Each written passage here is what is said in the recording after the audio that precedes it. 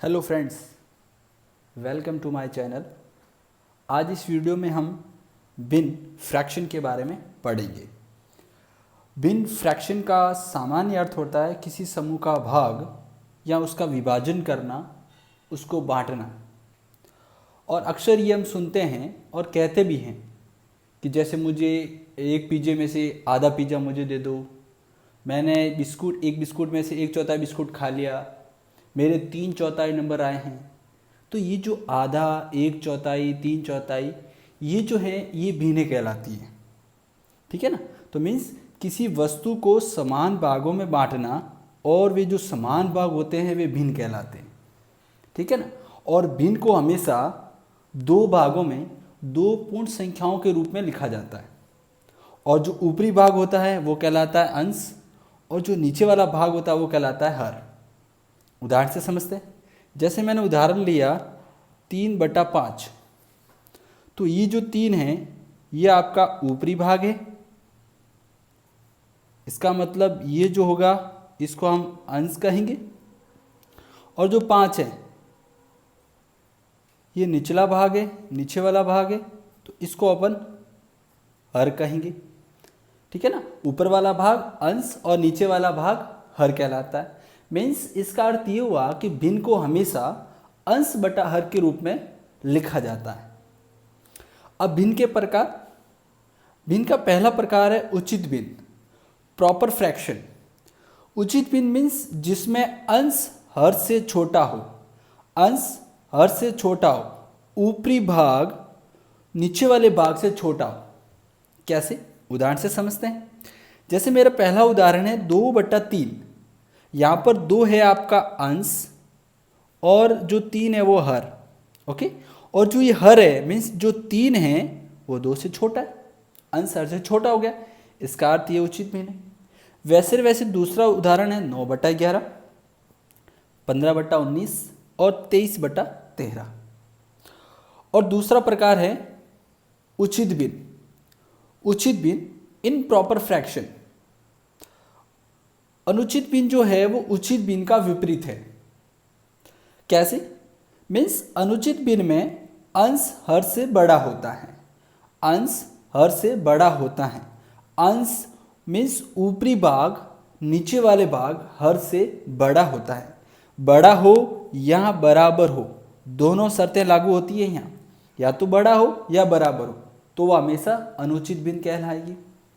उदाहरण से समझते हैं। पहला उदाहरण है 13/4। 13 अंश हो गया और 4 आपका हर हो गया। तो यहाँ पर जो हर है वो अंश से छोटा है, अंश हर से बड़ा है, तो ये अनुचित भिन्न हो गई। फिर दूसरा उदाहरण है 25/10, 18/6, 7/7। यहाँ देखिए अंश और हर दोनों बराबर हैं। मीन्स अंश बटा हर दोनों बराबर है तो भी वह अनुचित भिन्न कहलाएगी। और लास्ट है 11/3।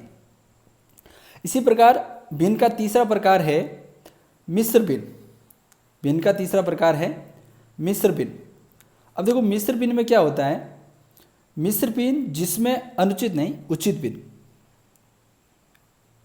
उचित भिन्न के साथ एक पूर्ण संख्या हो, उचित भिन्न के साथ एक पूर्ण संख्या हो। अब पूर्ण संख्याएं वे होती हैं जो शून्य से प्रारंभ होती है और अनंत तक चलती है।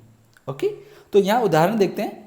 देखो यदि हम 3 को यहाँ से 3 को छिपा देते हैं तो पीछे जो 1/4 बचता है, जो 1/4 बचता है, ये जो 1/4 बचता है ये हमारी अनुचित भिन्न है। और इसी अनुचित भिन्न के आगे हमने 3 लिख दिया तो ये मिश्र भिन्न बन गई। अब इस मिश्र भिन्न को पढ़ते कैसे हैं? मिश्र भिन्न को ऐसे पढ़ेंगे 3 सही 1/4, 3 सही 1/4। इस मिश्र भिन्न को पढ़ने का तरीका 3 सही, जो आगे पूर्ण संख्या है उसको लिखते हैं 3 सही और आगे साधारण भिन्न को जैसे पढ़ते हैं 1/4। फिर दूसरा उदाहरण है 2 सही 1/2, 3 सही 6/9। तो इस प्रकार ये मिश्र भिन्न हो गई।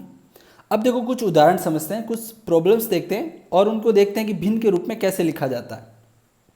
देखिए पहला है कि एक सेब को 4 भागों में बांटना। एक सेब को 4 भागों में बांटना। एक सेब है और उसको 4 भागों में बांटना। जितने भागों में बांटा जाता है, जो आपके कुल भाग हैं वो हमेशा हर में लिखे जाएंगे, वो हमेशा हर में लिखे जाएंगे। तो कुल भाग कितने हैं? एक सेब के 4 भाग कर रहे हैं, 4 टुकड़े कर रहे हैं, तो कुल भाग हमेशा हर में आ गए। और एक सेब है तो उसको हमने अंश में लिख दिया।